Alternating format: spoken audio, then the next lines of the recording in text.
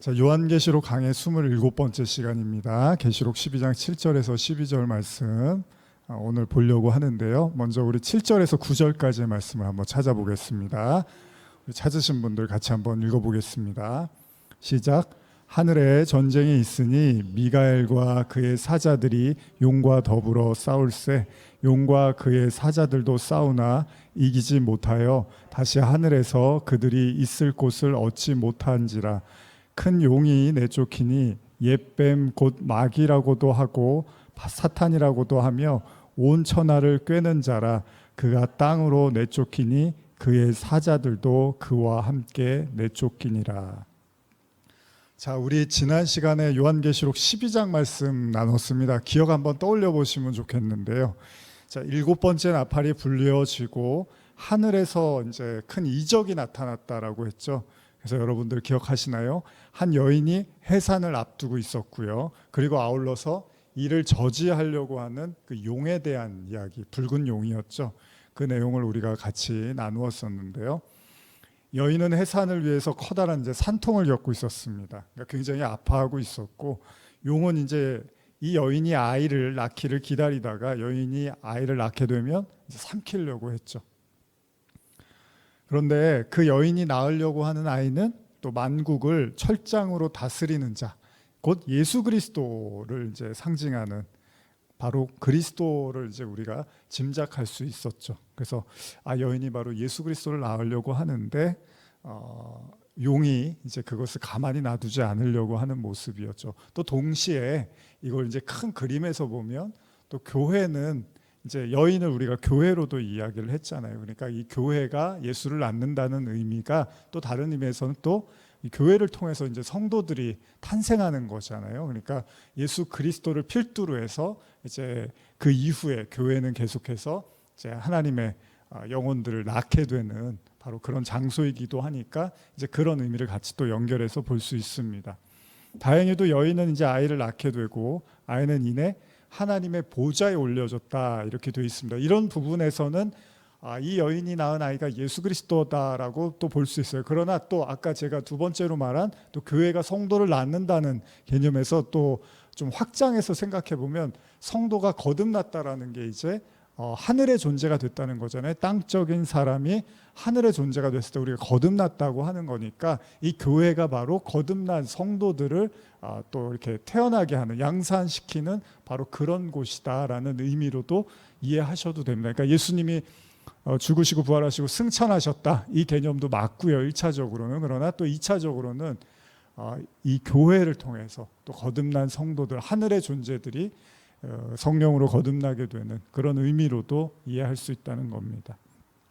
어쨌든 이 여인이 뭐 마리아라고는 우리가 보기 어렵다고 했죠. 예수님을 낳았다고 이 여인을 마리아다라고 단정하기는 어렵다고 했습니다. 그래서 교회로 이제 큰 틀에서 보고 있는데, 어쨌든 이 여인이 광야로 도망을 해서 거기서 하나님의 돌봄 가운데 1260일을 양육을 받게 됩니다. 그리고 오늘의 본문은 계속된 용과 그리고 여인이 등장하는 이야기입니다. 자, 앞서서 읽은 12장 7절 여러분들 읽으셨는데 이제 계속된 하늘의 전쟁에 대한 이야기를 하고 있습니다. 그렇죠? 그래서 12장 7절이 하늘의 전쟁이 있으니 이렇게 기록이 되어 있죠. 제가 오늘 제목은 하늘의 큰 이적이 보이니, 이렇게 이제 다른 버전 성경에는 또 이렇게도 나타나 있는데요. 어쨌든 하늘에 나타난 현상을 이야기하고 있습니다. 자, 12장 1절의 내용에 하늘에 나타난 이적, 이게 이제 12장 1절의 내용을 제가 이제 제목으로 오늘 삼아봤는데, 어쨌든 12장 전체를 또 아우르고 있으니까요. 지금 7절에서도 이제 하늘에 나타난 전쟁에 대한 묘사를 하고 있는데, 우리는 이 지점에서 이제 하늘에 대한, 제가 오늘은 좀 하늘에 대한 이야기를 좀 여러분과 나눠보고자 합니다. 그래서 사실은 여러분들이 뭐 처음 듣는 얘기는 아닌데, 제가 이렇게 좀 진지하게 이 내용 주제를 가지고 설교를 하지는 한 것이 많지는 않습니다. 근데 예전에 노아 방주 설교를 할 때, 방주가 아라랏산에 머물다라는 설교를 할 때, 그때 제가 하늘의 개념을 좀 진지하게 좀 여러분과 나눴던 기억이 나는데, 그 이후에는 이제 하늘 그 자체에 대해서는 구체적으로 이렇게 길게 장황하게 나누진 않았는데, 오늘은 좀 하늘에 대한 개념을 좀 먼저 여러분과 나눠보고자 합니다. 자, 그러면 우리가 이해하고 있는 이 하늘의 개념, 하늘. 자, 하늘 하면 뭘까요? 하늘 하면 어디부터가 하늘이죠, 여러분? 우리가 예를 들면 키가 뭐 150, 160, 170이다. 그러면 우리는 이제 우리 위에 이렇게 떠다니는 뭐 비행기가 떠다니거나 뭐 구름이 떠 있거나 이런 영역을 우리가 하늘이라고 보는 거잖아요. 근데 뭐 개미가 봤을 때는 사람이 거인으로 보이겠죠. 그러면 그 사람이 서 있는 그 머리 정도의 위치를 하늘이라고 볼 수도 있겠죠. 어쨌든 이 하늘의 개념은 땅과 반대의 개념이니까 이 땅이 아닌 그 위의 개념을 우리가 이제 하늘로 이해할 수 있는데, 그래서 이제 하늘에 대한 사전적 의미를 제가 한번 좀 읽어드리겠습니다. 성경 사전에 나타난 사전적 의미를 한번 읽어드리면 첫 번째입니다. 일반적으로 땅의 반대어로서 하늘 이렇게 이제 쓰여져 있죠. 그래서 관련된 말씀을 좀 읽어드리면 히브리서 1장 10절, 또 주여 태초에 주께서 땅에 기초를 두셨으며 하늘도 주의 손으로 지으신 바라. 베드로후서 3장 5절, 이는 하늘이 옛적부터 있는 것과 땅이 물에서 나와 물로 성립된 것도 하나님의 말씀으로 된 것을 그들이 일부러 잊으려 함이로다. 땅의 반대 개념이죠. 뭐 당연한 거죠. 두 번째입니다. 대기권의 하늘. 그래서 우리가 이렇게 하늘 보면 이제 이렇게 하늘색으로 보여지는 이제 대기권의 하늘이잖아요. 근데 그 지구 밖에 우주로 가면은 하늘색이 아니죠. 깜깜하잖아요. 그러니까 우리가 눈으로 보고 있는 그 하늘을 우리가 이제 대기권 그 하늘로 이해를 하고 있는데요.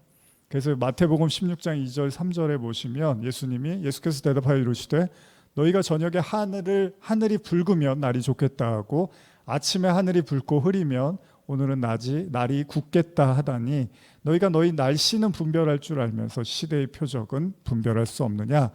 그 개념으로 이제 하늘을 말씀하셨어요. 그리고 야고보서 5장 17절 18절 보시면 엘리야는 우리와 성정이 같은 사람이로되 그가 비가 오지 않기를 간절히 기도한즉 3년 6개월 동안 땅에 비가 오지 아니하고 다시 기도하니 하늘이 비를 주고 땅이 열매를 맺었느니라. 뭐 그 하늘이죠. 비를 내리게 해주는 그 하늘. 그리고 세 번째로는 별이 있는 하늘, 바로 이제 우주적 공간이겠죠. 그래서 뭐 여러 가지 이제 구절들이 있는데 대표적으로 히브리서 11장 12절 보시면 이러므로 죽은 자와 같이 한 사람으로 말미암아 하늘의 허다한 별과 또 해변의 무수한 모래와 같이 많은 후손이 생육하였느니라. 마가복음 13장 25절 별들이 하늘에서 떨어지며 하늘에 있는 권능들이 흔들리라. 그러니까 이 하늘은 이제 우주 개념으로서의 하늘이잖아요. 이제 이런 개념으로 우리가 하늘을 이해하고 있죠. 여러분들도 대략 이런 하늘을 이해하고 있는데, 자, 그럼 여기서 이제 좀 더 영적인 의미를 한번 부여해 봅니다. 자, 영적인 의미에서의 하늘이 뭘까? 그러니까 이걸 어떻게 여러분이 이해하시냐면 예수님이 자신을 뭐라고 표현하시죠? 뭐 생수라든지 반석이라든지, 그렇죠? 그리고 모퉁이 돌로도 말씀하시고 뭐 여러 가지로 이제 본인을 묘사를 하는데 예수님이 물이 아니잖아요. 근데 자신을 물이라고 하시죠. 그러니까 성경에서 말하는 하늘도 그냥 그 눈에 보이는 하늘이나 혹은 그 대기권 밖에 그 별들이 있는 하늘, 이 차원의 하늘만 이야기하는 건 아니겠죠. 그래서 이 하늘에 대한 영적 개념을 좀 이해하려면 제일 중요한 게 뭐죠? 우리가 주기도문도 그렇게 기도하지만 어떻게 기도하죠? 하늘에 계신 우리 아버지. 그럼 그 하늘에 계신 우리 아버지라는 게 그 하늘색이 있는 그 하늘, 대기권의 그 하늘에 계시다는 얘기인지 아니면 대기권 밖에 별들이 존재하는 그 하늘에 계시다는 건지, 그러니까 그 우주 어딘가 먼 곳에 계시다는 건지 아니면 땅이 아닌 그 위의 공간에 계시다는 건지, 그런 의미로 이제 우리가 생각해 본다면 성경에서는 하늘에 하나님이 계신다라고 말을 한단 말이에요. 그러니까 하나님의 처소를 하늘로 지금 설명하고 있는데 마태복음 23장 22절 보시면 또 하늘로 맹세하는 자는 하나님의 보좌와 그 위에 앉으신 이로 맹세함이니라. 그래서 하늘로 맹세하는 자는 하나님의 보좌에 맹세를 하는 거다. 사도행전 7장 49절 보시면 주께서 이르시되 하늘은 나의 보좌요 땅은 나의 발등상이니 너희가 나를 위하여 무슨 집을 짓겠으며 나의 안식할 처소가 어디냐, 이런 구절이 있죠. 그리고 마태복음 6장 9절 그러므로 너희는 이렇게 기도해라. 하늘에 계신 우리 아버지여 이름이 거룩히 여김을 받으시오며.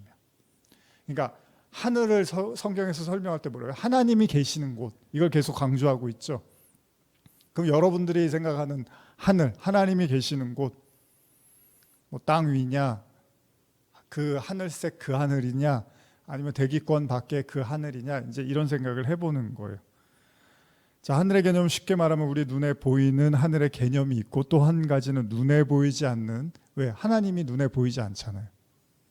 그러니까 눈에 보이지 않는 하나님이 그 눈에 보이는 그 하늘에 계신다고 말할 수도 없을 거 아니에요.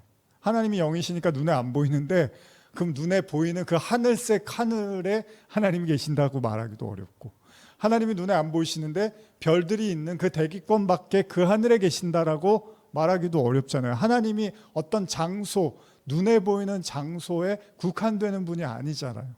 왜? 하나님 자체가 영이시니까. 그래서 우리가 이제 어떤 생각을 하냐 하면, 그럼 하나님이 계시는 처소가 하늘인데, 그런 관점에서 이제 우리가 하나님이 계신 곳을 천국 혹은 낙원으로 이제 이해를 하는 거죠. 여러분들이 가고 싶은 곳이 천국이잖아요.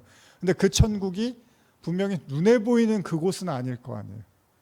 눈에 보이고 손에 잡히는, 예수님도 그러잖아요. 하나님 나라가 여기 있다 저기 있다 할 게 아니다. 하나님 나라는 너희 안에 있어 그러시잖아요. 눈에 보이게 임하는 게 아니라고 한단 말이에요. 그러면 당연히 하나님이 눈에 안 보이시는 분이니까 그 천국도 우리가 무슨 비행기를 타고 우주선을 타고 해서 갈 수 있는 그런 공간은 아니라는 거죠. 만약에 그렇게 해서 갈 수 있으면 과학자들이 제일 유리하겠죠. 최대한 그런 기술들을 발전시켜서 가장 먼 곳까지, 그 사람이 닿을 수 없는 어떤 곳까지 가는데, 그냥 하나님 왜 거기 계시냐고요. 그럼 그것도 웃기잖아요. 멀리 계셔갖고 뭐 비행기 타고 우주선 타고 가야 되는 곳에 계신 것도 우습지만 그런 개념이 아니란 말이에요. 그러니까 하나님의 나라나 천국의 개념은 그런 공간적 개념으로 말하고 있지는 않는단 말이에요, 성경이. 그래서 제가 고린도후서에 이제 오늘도 셋째 하늘 이야기를 또 하게 되는데, 이 셋째 하늘 이야기를 여러분과 이제 좀 나누게 되는데, 뭐 이미 본문을 읽었지만 제가 한 번 더 읽어드릴게요. 고린도후서 12장 1절 이하입니다. 무익하나마 내가 부득불 자랑하노니 주의 환상과 계시를 말하리라. 내가 그리스도 안에 있는 한 사람을 아노니 그는 14년 전에 셋째 하늘에 이끌려 간 자라. 여기서 이제 셋째 하늘이라는 표현을 씁니다. 그가 몸 안에 있었는지 몸 밖에 있었는지 나는 모르거니와 하나님은 아시느니라. 내가 이런 사람을 아노니 그가 몸 안에 있었는지 몸 밖에 있었는지 나는 모르거니와 하나님은 아시느니라. 왜 이런 말을 자꾸 반복을 할까요, 여러분? 몸 안에 있었는지 밖에 있었는지. 자, 그가 낙원으로 이끌려 가서 무슨 얘기를 했죠? 말로 표현할 수 없는 말을 들었으니 사람이 가히 이르지 못할 말이로다. 현대화 한번 읽어드릴게요. 12장 2절 이하. 14년 전에 나는 하늘로 들려 올라간 일이 있습니다. 내가 몸까지 올라갔는지 아니면 내 영만 올라갔는지 묻지 마십시오. 그것을 대답할 수 있는 분은 하나님뿐이십니다. 어쨌든 나는 낙원으로 올라갔고 거기서 인간의 능력으로나 말로는 도저히 그려낼 수 없는 놀라운 사실을 들었습니다. 그러나 그 내용 동안 아무에게도 말할 수 없도록 금지되어 있습니다. 여기서는 이제 현대어는 이렇게 번역을 한 거예요. 얼마 전에 제가 외경 중에 이제 바울계시록이 있거든요. 근데 이 이야기를 이제 거기에 좀 이렇게 하고 있는 것 같더라고요. 제가 다는 못 봤는데 앞부분만 좀 듣다가 말았는데 거기에 바울계시록이 있어요. 근데 이제 14년 전에 그 셋째 하늘에 대한 이야기를 이렇게 하는 걸로 제가 본 것 같은데, 어쨌든 간에 바울이 14년 전에 자기의 경험을 이야기하면서 세 번째 하늘을 이야기합니다. 셋째 하늘. 셋째 하늘이 뭘까요? 셋째 하늘. 첫째, 둘째, 셋째. 아까 나눈 대기권, 하늘색 그 하늘. 둘째는 대기권 밖. 셋째는 아예 이 우주 밖. 뭐 이렇게 이제 이해할 수 있겠죠. 또 여러 가지 형태로 이제 이걸 이해하는 경우가 있는데, 일단 제가 주석을 한번 읽어드릴게요. 셋째 하늘에 대해서, 본문에 대해서는 그 개념상의 특이성 때문에 여러 가지 견해가 있다. 먼저 세 번째 하늘이 유대인들의 하늘의 개념에서 온 것이라는 견해가 있다. 즉 유대인들은 하늘이 7으로 나뉘어져 있다고 보았다는 것이다. 그중 세 번째 하늘은 의롭게 죽은 자들이 머무는 처소라고 한다. 에녹서라는, 이제 이것도 외경이죠. 여기에 이제 그런 내용이 있다는 거예요. 그렇다면 바울은 바로 이 죽은 의인들의 처소에 다녀온 것이 된다. 이 경우 바울이 당시 묵시문학의 영향을 받았다고 볼 수도 있다. 그러나 이 주장에 동의하는 학자들은 별로 없다. 오히려 본문은 공간적인 개념으로 보지 말고, 여기도 그러죠. 공간적 개념이 아니라 바울이 인간의 한계를 초월하는, 그러니까 무슨 말이죠? 절대 인간의 힘으로는 다다를 수가 없다는 거예요. 소위 뭐 정말 외계의 UFO의 그 과학기술이, 우리가 과학기술을 받아들여서 정말로 우주 곳곳을 다닐 수 있는 그 힘과 능력이 생겼다 하더라도 그 천국엔 못 간다는 거예요. 그거는 어떤 인간의, 보이는 인간의 힘과 지식과 그 능력으로는 절대 다다를 수 없는 어떤 곳이라고 지금 주석도 그렇게 얘기를 하는 거예요. 바울이 인간의 한계를 초월하는, 그래서 언어로는 정확히 묘사할 수 없는 곳, 즉 하나님께서 계시는 곳에 가서 말할 수 없는 체험을 환상 중에 했다는 것으로 이해함이 무난할 것이다. 그렇다면 이 셋째 하늘의 개념은 에베소서 4장 10절의 모든 하늘 위에란 표현과 일맥상통한다. 혹자는 이것과 관련하여 본문의 표현이며 신자들이 마지막 날 들어갈 하늘 혹은 천국의 선취를 의미한다고 본다. 에베소서 4장 10절을 보시면 이렇게 기록되어 있어요. 제가 8절부터 읽어드릴게요. 그러므로 이르기를 그가 위로 올라가실 때 사로잡혔던 자들을 사로잡으시고 사람들에게 선물을 주셨다 하였도다. 올라가셨다 했은즉 땅 아래 낮은 곳으로 내리셨던 것이 아니면 무엇이냐. 내리셨던 그가 곧 모든 하늘 위에 오르신 자니 이는 만물을 충만하게 하려 하심이라.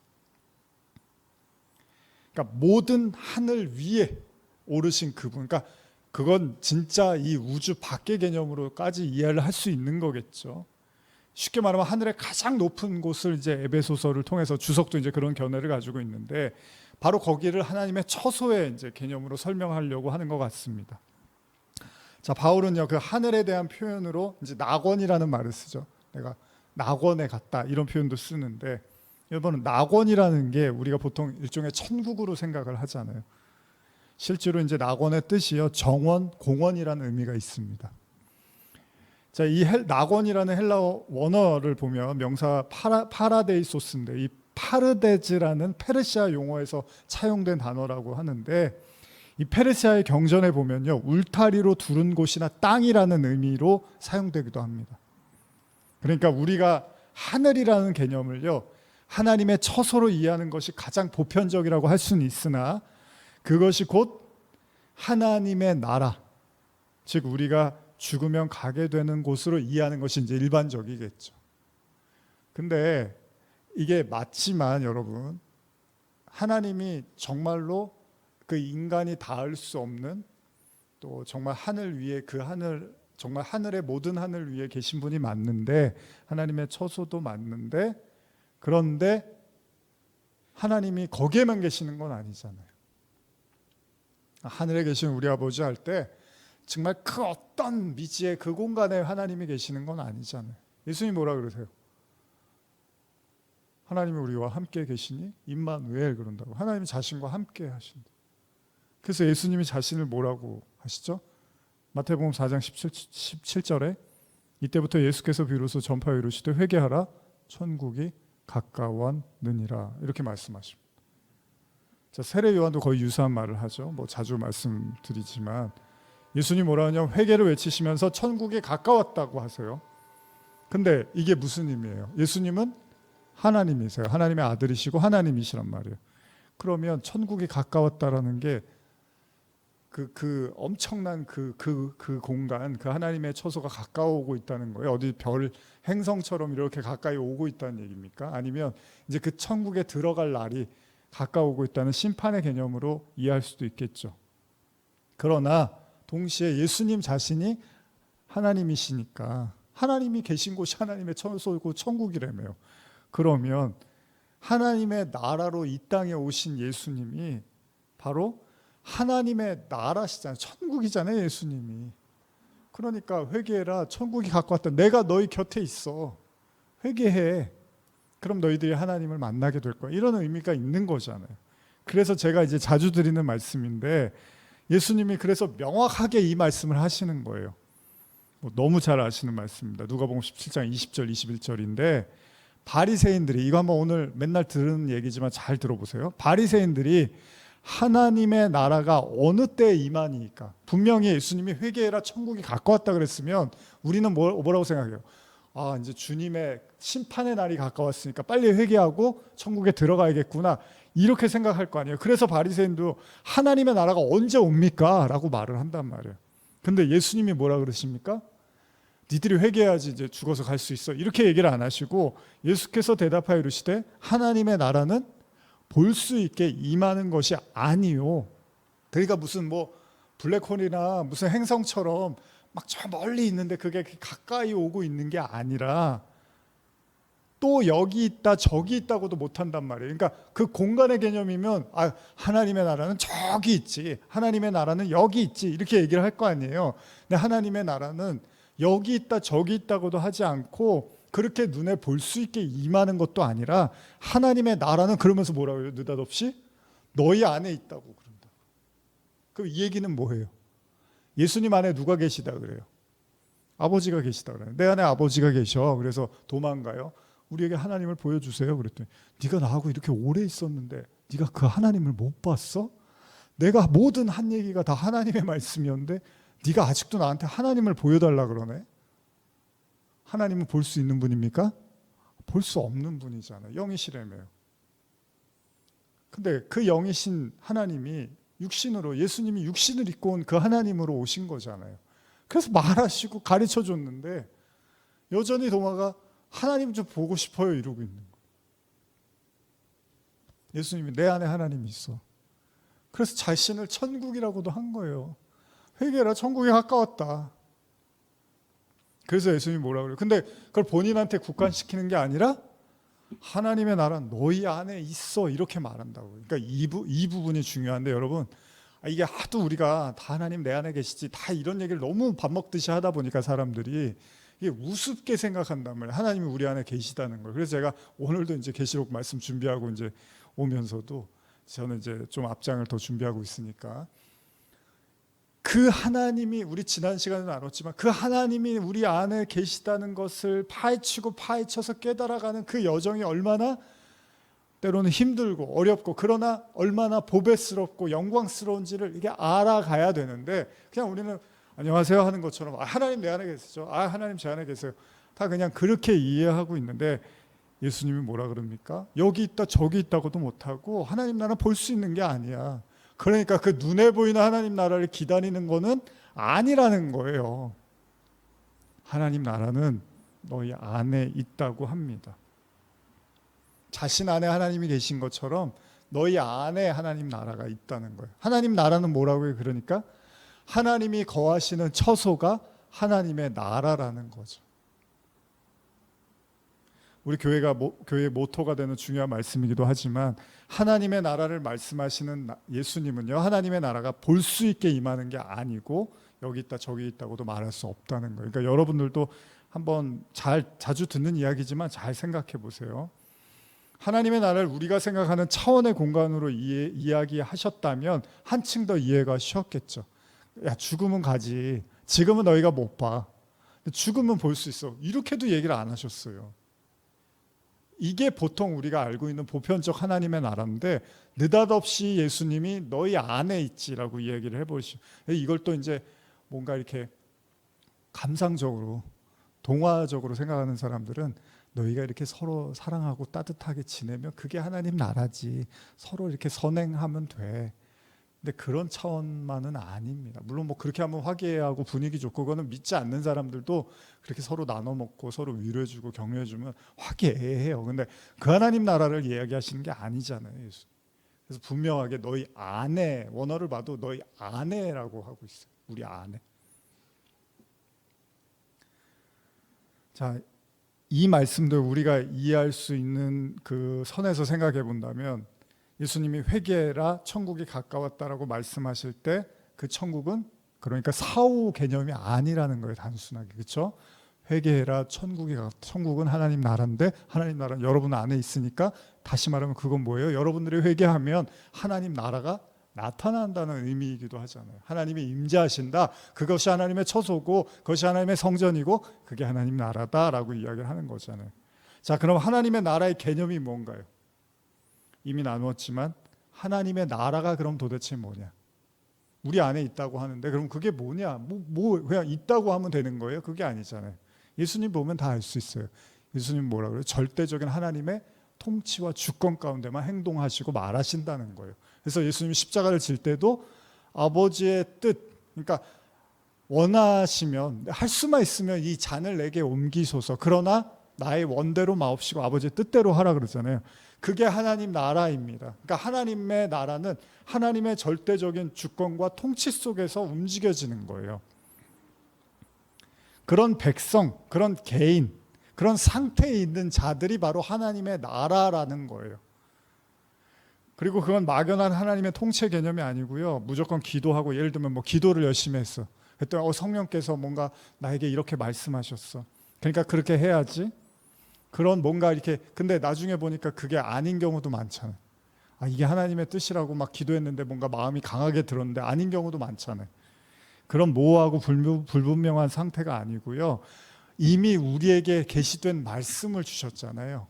그러니까 뭐 꼭 기도해서만 듣는 메시지가 아니라 자꾸 이제 거기에만 너무 몰입하는 사람들 있죠. 성경은 잘 안 읽고 말씀은 깊이 연구를 안 하고 그냥 기도해서 어떤 막 느낌이나 감성에 따라가서 이게 성령이 하는 거라고 거기에만 몰입하는 사람들은 또 말씀을 무시하는 경향도 있어요. 물론 하나님이 어떤 사람을 통해서 다양한 형태로 움직이긴 하지만 가장 핵심은 뭡니까? 가장 1차적인 건 하나님의 말씀이잖아요. 즉 여러분들에게 주어진 이 성경 66권의 말씀이 여러분들 안에서 체화되어지고 그 말씀이 여러분들을 지배하고 다스리고 통치해 나가는 그 상태를 하나님의 나라라고 말을 하고 있다는 거예요. 이게 가장 명확한 거예요. 그래서 말씀을 자꾸 들으라는 거예요. 근데 말씀을 안 듣고 자기 기도 생활만 중요하게 생각하고 자기 하루에 기도 2시간 하고 자기 하루에 기도 3시간 하고 기도했는데 하나님이 뭐라 그랬어. 그거는 굉장히 중요하게 여기면서 실상 말씀에 대해서는 별로 관심이 없고 잘 모르는 사람들도 무척이나 많습니다. 나중에 알고 보면 오히려 기도 많이 했는데 그게 장벽이 돼요. 그 많이 한 기도 때문에 말씀이 안 들어가. 그래서 뭐 예언이나 이제 이런 거 쫓아다니는 사람들 있잖아요. 뭐 예언 기도나 뭐 누가 예언해 주는데 뭐 앞으로 미래가 어떻게 될 거래. 성경에 다 나와 있어요. 계시록에. 꼭 그런 점을 치는 그 점을 치는 그런 이야기가 아니어도 포춘텔러라 그러나요? 그런 사람의 얘기가 아니어도 이미 성경이 앞으로 어떻게 되고 성도의 삶이 어떻게 되고 어떻게 마무리되는지를 다 보여주고 있는데 그런 점쟁이 같은 사람들의 이야기, 물론 하나님이 그걸 제가 다 무시할 수는 없습니다. 하나님이 다양한 형태로 역사하시는 건 사실이지만 제가 강조하는 건 가장 첫째 되는 건 하나님의 말씀이에요. 이미 다 계시되고 검증된 말씀이 우리에게 먼저 들어와서 역사하고 거기에 순응하고 순종하는 게 중요한데 자꾸 개인적인 느낌이라든지 뭐 하나님의 음성이 이랬대 저랬대 여기에만 너무 몰입해서는 안 된다는 겁니다. 그런 것도 부차적으로 필요할 수는 있으나 가장 중요한 건 십자가, 예수 그리스도의 십자가의 그 다 계시된 그 복음이라는 거예요. 그래서 요한복음에서 예수님을 설명할 때 뭐라고 합니까? 말씀이 뭐가 됐다고요? 뭐가 됐다고요? 처음 듣는 이야기처럼 말씀이 뭐가 됐다고요? 저희도 쪽지 시험 봐야 될 것 같아요. 말씀이 육신이 돼요. 그렇죠? 말씀이 육신이 됐다는 거죠. 그게 하나님 나라라는 거예요. 이 땅을 사는 성도들의 하나님 나라는 말씀이 체화된다는 거죠. 그래서 로고스하고 레마 우리가 알고 있죠. 레마는 소화된 경험되어진 말씀이라는 거예요.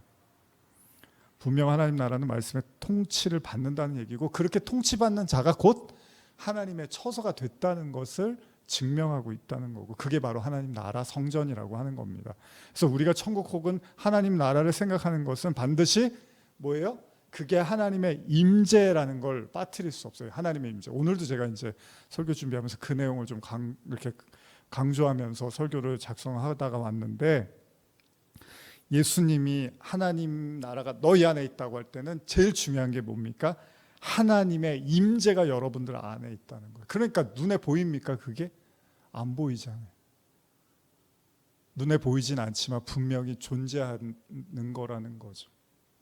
예수님은 특히 요한복음을 통해서 이 사실을 강조하시죠.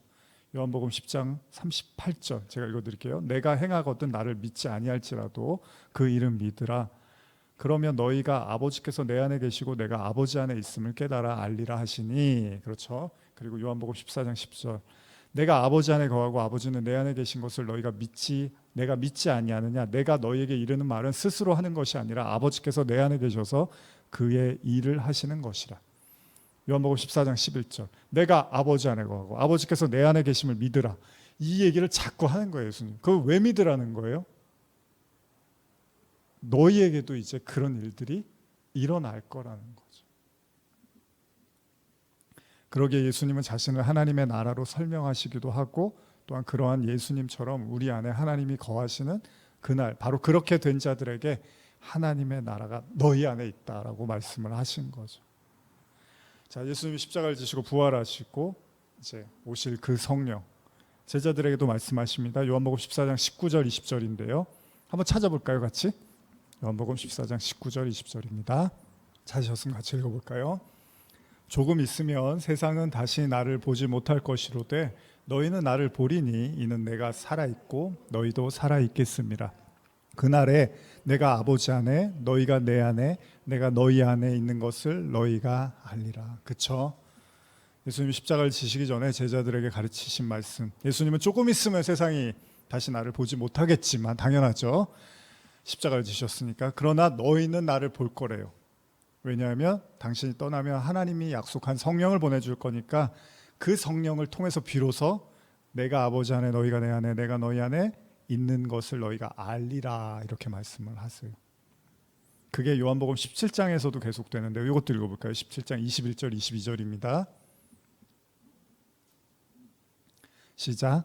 아버지여 아버지께서 내 안에 내가 아버지 안에 있는 것과 같이 그들도 다 하나가 되어 우리 안에 있게 하사 세상으로 아버지께서 나를 보내신 것을 믿게 하옵소서. 내게 주신 영광을 내가 그들에게 주었사오니 이는 우리가 하나 된 것 같이 그들도 하나가 되게 하려 함이니이다. 다 이 얘기 이거 굉장히 강조하시죠? 중요하다는 얘기입니다. 저도 여러분한테 많이 말씀드리지만 흔히 우리가 이 상태를 뭐라고 하냐? 유니온 크라이스트 그리스도와 연합된 상태라고 말을 하는 거고요. 제가 여러 차례 강조합니다. 그 얘기는 뭐죠? 우리의 목적지라는 거예요. 성도의 목적지가 바로 여기에 있다는 거죠. 사후 천국은 이 땅에서 현실 천국으로 경험한 자들이 가는 곳이라고 말하는 게 더 맞다는 거예요. 그러니까 이 땅에서 천국을 전혀 이해하지 못하고 경험도 못했는데 나 예수 믿으니까 천국 가겠지가 아닙니다. 성경은 이미 이 땅에서 하나님의 임재를 통한 천국을 경험한 자들이 현실 천국이 뭔지를 알 때 그들이 가는 곳이 바로 영원한 하나님의 나라라는 겁니다. 그러니까 이게 되게 중요한 거예요, 여러분. 제가 계시록이 매번 같은 얘기 같고 비슷한 얘기처럼 들리실 수 있는데 그런데도 제가 계속 이렇게 말씀을 나누는 건 그만큼 중요하기 때문입니다. 이것을 가능케 하는 게 뭐냐? 하나님이 어떻게 우리 안에 거하실 수 있습니까? 오로지 성령을 통해서만 가능하다는 겁니다. 그래서 우리가 지난번에도 주일날도 나눴지만 예수님이 니고데모 보시고 뭐라 그럽니까? 하나님 나라 설명하실 때 요한복음 3장 5절이죠. 예수께서 대답하시되 진실로 진실로 내게 이르노니 사람이 물과 성령으로 나지 아니하면 하나님 나라에 들어갈 수 없다. 이제 이런 말씀을 하시는 거예요. 예수님의 표현처럼 진짜로 물과 성령으로 다시 태어나는 일이 있어야지만 하나님 나라에 들어갈 수 있고 반대로 그렇지 않으면 하나님 나라에 못 들어간다고 말씀을 하십니다. 그게 바로 예수님의 말씀하신 하나님의 처소 곧 하나님의 나라라고 하는 겁니다. 에베소서 2장 22절 보시면요. 너희도 성령 안에서 하나님이 거하실 처소가 되기 위하여 그리스도 예수 안에서 함께 지어져 가느니라. 분명히 성경이 말하죠. 성령 안에서 하나님이 거하실 처소가 되기 위하여 그리스도 예수 안에서 지어져 간다라고 하죠. 그러니까 우리에게 하나님이 하시는 사역은 여러분과 제 안에 하나님의 처소가 되려고 우리를 이렇게 만들어가고 계시다는 거예요. 그 처소가 돼서 하나님이 우리 안에 거하시기 위해서. 그래서 고린도후서 5장 1절에서 5절 한번 이것도 찾아서 읽어볼까요? 고린도후서 5장 1절에서 5절입니다. 같이 한번 찾아 읽어보겠습니다. 만일 땅에 있는 우리의 장막집이 무너지면 하나님께서 지으신 집 곧 손으로 지은 것이 아니요 하늘에 있는 영원한 집이 우리에게 있는 줄 아니라 참으로 우리가 여기 있어 탄식하며 하늘로부터 오는 우리 처소로 덧입기를 간절히 사모하노라. 이렇게 입음은 우리가 벗은 자들로 발견되지 않으려 함이라. 참으로 이 장막에 있는 우리가 짐진 것 같이 탄식하는 것은 벗고자 함이 아니요 오히려 덧입고자 함이니 죽을 것이 생명의 삼킨 바 되게 하려 함이라. 곧 이것을 우리에게 이루게 하시고 보증으로 성령을 우리에게 주신 이는 하나님이시니라. 여기서 우리의 장막집은 단순히 육신적인 목숨을 의미하는 게 아니고요, 죽어져야 할 사실 옛 자아를, 그래서 무슨 말이냐면 이 옛사람이 무너질 때 우리가 죽어서 하늘로 간다는 그런 개념이 아니라 하늘로부터 오는 우리의 처소, 즉 하늘의 것이 우리에게 주어진다는 거예요. 그리고 이런 하늘의 은혜를 받지 못하면 그게 바로 벌거벗은 자가 되는 거고, 그렇게 우리가 하늘의 은혜가 아니면 죄송합니다. 그렇게 우리가 하늘의 은혜가 아니면 벌거벗은 자라는 것을 알고 탄식하는 자, 그들이 바로 이제 하늘의 것을 덧입어서 생명에 삼킨 바 된다라고 보시면 되는 거예요. 그러니까 아담과 하와가 선악과를 먹고 이제 벌거벗었는데, 그들이 이제 옷을 입어서 허리를 감추잖아요, 하체를. 근데 하나님께서 가죽옷을 입혀서 이렇게 다시 덧입히시죠. 그런 것처럼 이 땅에서 성도들은 이제 죽어져야 될 그 죄의 옛자가 죽어질 때 비로소 그 하늘에 그 옷을 입게 되고 생명에 삼킨 바 되고, 그것이 이루어지지 않을 때 벌거벗은 자로 남아 있게 된다는 겁니다.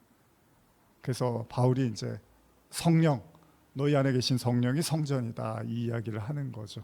자, 지금까지 얘기를 정리해 보면 성경에서의 하늘의 개념은 뭡니까? 단순히 눈에 보이는 차원을 넘어선 개념으로 쓰여지고 있습니다.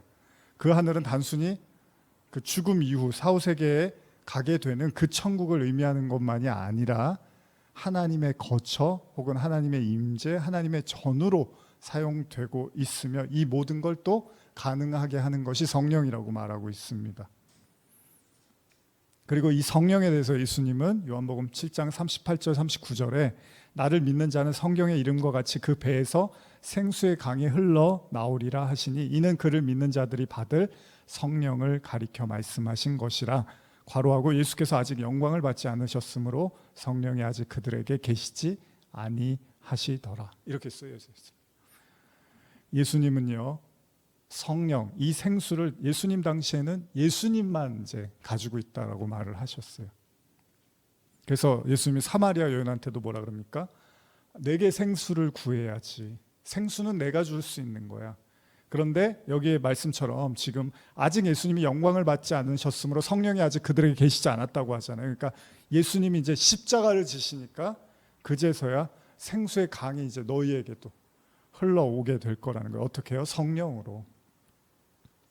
그래서 성전에서 이제 물이 나온다는 표현들이 이제 계시록에도 보면 나오는데, 예를 들면 이제 우리가 계시록 12장 보고 있는데요. 여기 보면 이제 일단 그 성경에서 이제 성전에서 물이 나온다는 표현들이 계시록이라든지 또 에스겔서나 이런 데서 이제 볼 수가 있습니다. 어쨌든 간에 이제 다시 오늘 우리 12장으로 돌아와서 이제 12장 7절을 다시 한번 제가 읽어드릴게요. 하늘에 전쟁이 있으니 미가엘과 그의 사자들이 용과 더불어 싸울세 용과 그의 사자들도 싸우나. 자, 이 구절을 제가 읽으면서 왜 이 구절을 잠깐 읽고 하늘에 대한 이야기를 이렇게 유창하게 했냐면, 집중적으로 우리가 나눈 이유는 바로 이 하늘을요, 단순히 하늘에서 천사와 용의 싸움이 있더라라는 식으로 이해하는 것에서 그치는 것이 아니라, 그러니까 요한이 하늘을 보니까 하늘에서 뭐가 싸우더라, 뭐 여자와 용이 싸우더라, 또 지금 보면 미가엘과 그의 사자들이 용과 싸우더라, 하늘에서 그걸 구경하고 있는 이런 차원으로만 이해하는 게 아니라, 이런 영적 싸움이요, 우리의 신앙의 현실에서 어떻게 작용하고 어떤 가르침을 주고 있는지를 생각해 보고자 먼저 하늘의 개념을 정리를 해봤습니다. 실제로 계시록 12장 1절도요, 오늘 제목으로 제가 잡았지만 하늘에 큰 이적이 보이니 해를 옷 입은 한 여자가 있는데 그 발 아래는 달이 있고 그 머리에는 12별의 관을 썼더라. 하늘에 큰 이적이 보였다고 하잖아요. 자, 여기서 이적이라는 그 헬라어 원어를 보면 세메이온이라고 하는데 징조 표시를 의미합니다. 그러니까 그건 요한이 보고 있는 환상이 단순한 눈에 보이는 전쟁이 아니라 무언가 하나님께서 표적으로 징조로 사인으로 보여주고 있다는 거죠. 그렇다면 다시 계시록의 말씀을 돌아와서 7절 이하를 보면요. 한번 다시 읽어볼까요? 7절, 8절, 9절입니다. 시작. 하늘에 전쟁이 있으니 미가엘과 그의 사자들이 용과 더불어 싸울세 용과 그의 사자들도 싸우나 이기지 못하여 다시 하늘에서 그들이 있을 곳을 얻지 못한지라. 큰 용이 내쫓기니 옛뱀 곧 마귀라고도 하고 사탄이라고도 하며 온 천하를 꿰는 자라. 그가 땅으로 내쫓기니 그의 사자들도 그와 함께 내쫓기니라. 여기서 언급된 미가엘은 하나님과 같은 분이 누구신가라는 뜻을 가졌는데요. 다니엘서 12장 1절을 보면 최후의 전투에서 하늘의 부대를 이끌고 와서 악의 세력을 대항하는 자로 등장을 합니다. 그래서 제가 다니엘서 12장 1절을 현대어 성경을 읽어드리면 그때 대장군 미가엘이 분명히 일어설 것이다. 내 민족을 지키려고 싸우러 나설 것이다. 그때 엄청나게 어려운 때가 찾아오리라. 나라가 생긴 이래 그토록 어려운 일이 있었던 때가 일찍이 없었을 것이라.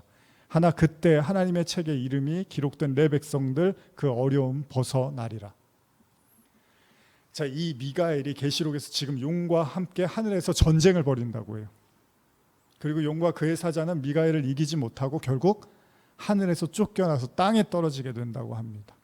그리고 성경은 이 용이 옛뱀 마귀라고도 한단 말이에요. 사탄이라고 하는데, 자, 옛뱀은 뭡니까? 바로 에덴 동산에서 아담과 하와를 유혹하던 하나님처럼 될 거라고 거짓말하던 그 존재잖아요. 그리고 바로 그로 인해서 세상에 죄가 관영하죠. 자, 그렇다면 이걸 영적 의미로 이해한다면, 자, 우리 모두가 아담의 범죄를 가진, 자, 원죄를 가진 사람이기 때문에 이 뱀의 공격은 사실은 어떻죠? 모든 인류에게 해당되는 이야기잖아요. 뱀의 공격은요, 모두에게 있었던 거잖아요. 자, 우리 역시도 늘 옛뱀과 그 공격의 그 유혹으로부터 절대 자유로울 수 없는 자들입니다. 자, 그러면 어떤 의미에서 옛사람이 죽고 새 사람으로 살아야 한다는 말에서 옛사람이라는 표현이 바로 이 옛뱀의 속성을 가진 우리의 옛자를 이야기하고 있는 거잖아요. 그래서 요한복음 8장 44절에 보면 제가 지난번에도 읽어드렸지만 너희는 너희 아비 마귀에게서 났으니 너희 아비의 욕심대로 너희도 행하고자 하느니라. 그는 처음부터 살인한 자요 진리가 그 속에 없으므로 진리에 서 있지 못하고 거짓을 말할 때마다 제 것으로 말하나니 이는 그가 거짓말장이요 거짓의 아비가 되었습니다. 이렇게 기록되어 있죠. 예수님이 하신 말씀입니다. 누구한테요? 바리새인들 유대인들한테. 그 얘기는 뭐예요, 여러분? 자, 이제 여기까지 아주 빠르게 달려왔습니다. 제가 이제 시간도 있고 해서 좀 빠르게 설명을 했는데 여러분들한테 말씀드리고 싶은 게 뭐냐면, 자, 붉은 용, 뭐 옛뱀 이런 싸움이 지금 펼쳐지고 있다고 하잖아요, 하늘에서. 근데 우리는 그거를 나중에 그런 일이 벌어지나 보다라고 생각할 수 있는데 예수님이 십자가 당시에 지금 유대인들 바리새인들 향해서 너희 아비가 마귀라 그랬단 말이에요. 그 마귀가 바로 옛뱀이란 말이에요. 그리고 그 뱀의 통치가 여전히 유효한 자들이라는 거잖아요, 예수님이. 그러면 그 싸움을 벌이고 있는 거죠, 예수님이 그들과 말씀으로. 물론 그들이 받아들이지 않습니다. 그러나 예수님은 그 옛뱀, 그 사단들과 말씀으로 계속 싸우셨어요. 그래서 실제로 예수님이 광야 40일 금식하시면서 마귀와 싸우는 장면이 나오죠. 그게 다 옛뱀 마귀잖아요. 그 에덴에서 있었던 그 전쟁이 계속 지속되고 있는 거죠. 물론 예수님 십자가로 이제 마무리하셨지만, 제가 드리는 말씀은요, 이 싸움이 결국은 그 요한이 하늘에서 뭐가 이렇게 싸우고 있는 걸 보고 그걸 그냥 적어서 나중에 그런 일들이 있을 거라는 얘기를 하는 그런 차원이 아니라 바로 우리 내면에서, 우리 안에서도 이미 그 싸움은 계속 일어나고 있잖아요. 바로 우리 내면에서 항상 영적 전쟁이 존재하고 있고, 우리 역시도 그 옛뱀과 그 붉은 용으로부터 절대 자유로울 수 없고, 여러분들 안에 하나님의 말씀, 믿음이 거한다 하더라도 여전히 그 싸움은 존재하잖아요. 근데 여러분들 안에 하나님이 거하시면 바로 그게 하나님 처소래매요. 그게 바로 하늘이래매요. 그럼 그 하늘 안에서 붉은 용과 옛뱀은 계속해서 싸움을 걸어오겠죠. 그러니까 이 계시록을 바로 하늘의 전쟁이지만 동시에 그게 내 안에 일어나고 있는 전쟁으로 이해할 수 있다는 거예요. 하나님이 거하시면 그게 하늘이고 하늘의 처소니까.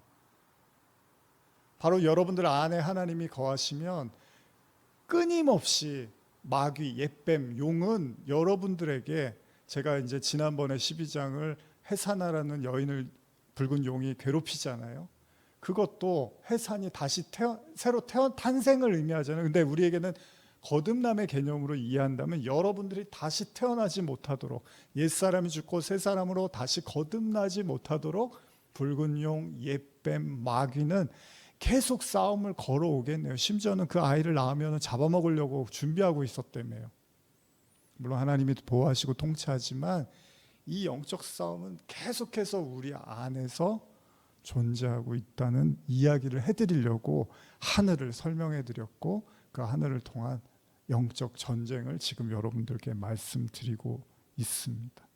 예수님이 공생애 동안 가장 많이 공격받았던 건 무슨 마귀나 괴물, 사탄 막 그런 존재가 아니었어요. 다름 아닌 율법주의자들과 종교 지도자들에게 계속해서 싸움을 걸어왔고, 예수님은 그들에게 계속해서 마귀, 옛뱀, 너희들이 바로 이 회칠한 무덤, 사단이야, 이런 말씀을 하셨던 거죠. 스스로 절대 회개가 필요하지 않다고 화건장담했던, 스스로를 택한 자라고 확고히 믿었던 그들이 바로 옛뱀, 그 용의 말에 이미 물들어져 있었다는 사실도 모르고 오히려 하나님의 아들이 오자 박해하고 예수님을 괴롭혔다는 겁니다. 그래서 예수님이 마귀라, 너희 아비가 바로 마귀라고 말씀하신 거죠. 현대어로 요한복음 8장 43절 44절을 한 번 더 읽어드리면요, 그런데도 너희가 내 말을 깨닫지 못하는 것은 방해하는 자가 있기 때문이다. 너희는 악마의 자식들이므로 악마가 하는 악한 일을 사랑하고 있는 것이다. 악마는 처음부터 살인자이며 진리를 미워한다. 그 속에 진리라고는 손톱만큼도 없다. 그가 거짓말을 하는 것은 조금도 이상할 것이 없다. 그는 거짓의 아비이기 때문이다. 이 싸움을 얘기하는 거예요. 그러니까 자꾸 무슨 SF 영화나 공포 영화 이런 걸로 요한계시록을 우리가 이해할 문제가 아니라 냉정하게 말씀에 근거해서 이해한다면 사실은 여러분과 제 안에서도 계속 이 하늘 안에 하나님의 임재가 거하시는 우리 내면에서도 계속 이 싸움은 일어나고 있다는 겁니다. 계시록 12장 10절에서 12절 한번 읽어볼까요? 이제 마무리하겠습니다. 시작. 내가 또 들으니 하늘에 큰 음성이 있어 이르되 이제 우리 하나님의 구원과 능력과 나라와 또 그의 그리스도의 권세가 나타났으니 우리 형제들 참수하던 자 곧 우리 하나님 앞에서 밤낮 참수하던 자가 쫓겨났고 또 우리 형제들이 어린 양의 피와 자기들이 증언하는 말씀으로써 그를 이겼으니 그들은 죽기까지 자기들의 생명을 아끼지 아니하였도다. 그러므로 하늘과 그 가운데 거하는 자들은 즐거워하라. 그러나 땅과 바다는 화 있을진저 이는 마귀가 자기의 때가 얼마 남지 않은 줄을 알므로 크게 분내어 너희에게 내려갔음이라 하더라. 아까도 말씀드렸지만 이런 내용을 우리가 내면에서 일어나는 영적 전쟁으로 이해한다면, 그러니까 현재성으로 제가 말씀드리는 겁니다. 나중에 일어난 일 그러면 별로 우리하고 상관없잖아요. 근데 이게 우리에게도 여전히 일어나고 있다라고 본다면 바로 우리의 옛자 있죠. 원래 우리에게 아비 노릇을 했던 옛뱀 용 사탄을 몰아내는 유일한 길은 오로지 예수님밖에 없다는 얘기고, 성경은 이걸 명확하게 말합니다. 그렇기 때문에 앞선 용과 전쟁을 벌였던 미가엘은 그런 의미에서 천사, 그러나 또 예수 그리스도를 또 우리가 상징적으로 의미한다고도 볼 수 있다는 겁니다. 왜냐하면 앞선 미가엘과의 영적 전쟁에 대한 좀 더 구체적인 설명이 지금 읽은 10절 이하에서 명확히 나타나고 있습니다. 하늘의 그리스도의 권세로 인하여 우리를 밤낮 참수하던 자, 즉 마귀가 쫓겨났다고 하죠. 결국은 이 모든 대장은 예수님이잖아요. 그게 뭐 천사여도 좋고 하지만 결국 그 모든 권세는 예수님만 가지고 있는 거니까. 또한 그 어린 양의 피로 그들을 이겼다고 합니다. 계시록에 앞으로도 굉장히 강조되는 게 이 어린 양의 피입니다. 중요한 내용인데 앞으로도 이제 다루겠지만요.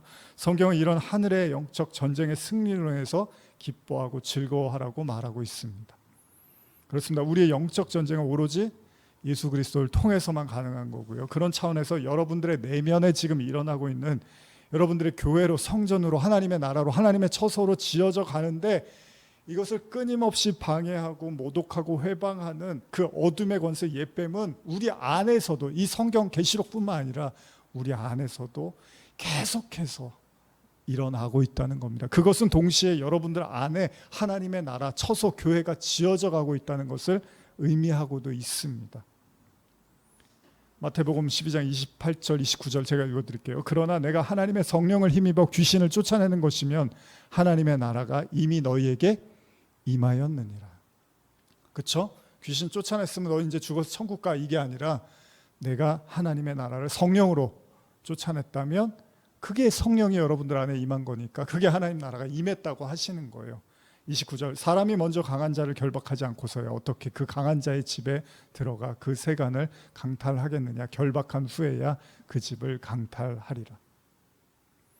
자, 우리가 생각하는 것보다 옛뱀의 세력은 우리 내면에서 훨씬 더 강하게 역사하고 우리를 조종할 수 있다는 겁니다.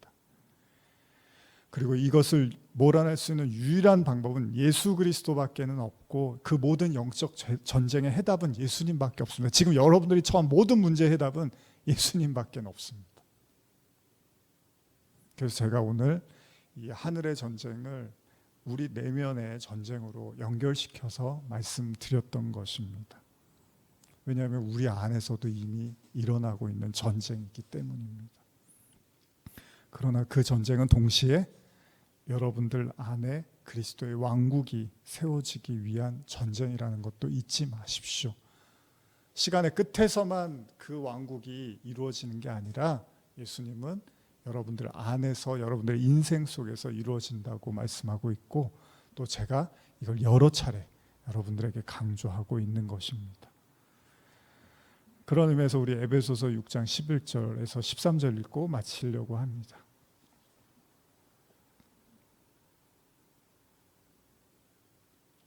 에베소서 6장 11절에서 13절입니다. 자, 그런 의미에서 우리가 이 전쟁을 이기기 위해서 우리가 어떻게 해야 되는가를 바울이 이야기하고 있습니다. 에베소서 6장 11절에서 13절입니다. 시작. 마귀의 간계를 능히 대적하기 위하여 하나님의 전신갑주를 입으라. 우리의 씨름은 혈과 육을 상대하는 것이 아니요 통치자들과 권세자들과 이 어둠 세상 주관자들과 하늘에 있는 악의 영들을 상대함이라. 그러므로 하나님의 전신갑주를 취하라. 이는 악한 날에 너희가 능히 대적하고 모든 일을 행한 후에 서기 위함이라. 그렇습니다. 전신갑주를 취해야 합니다. 하늘에 있는 모든 악한 영들을 대적하기 위함입니다. 그 하늘은 동시에 여러분들 안에 거하시는 그 하나님의 처소를 의미하기도 하는 것이니 곧 여러분들의 마음, 여러분들의 내면을 의미하기도 합니다. 여러분들 안에 그리스도의 말씀과 십자가 능력이 그 모든 원수들을, 옛뱀 용들을 물리치고 오로지 하나님의 성전으로, 임재로, 나라로 임하시기를 간절히 축복합니다. 기도하시겠습니다. 하나님 감사합니다. 여러 차례 나누고 반복한 말씀이지만 또 이 말씀들 통해서 또 더 깊은 은혜가 흐르게 하시고 또 오늘 이렇게 함께하는 또 말씀을 듣는 모든 성도들에게 그 하나님의 나라의 임재가, 그 실제가 우리 삶에서 나타나게 하여 주시옵소서. 축복하며 예수님의 이름으로 기도합니다.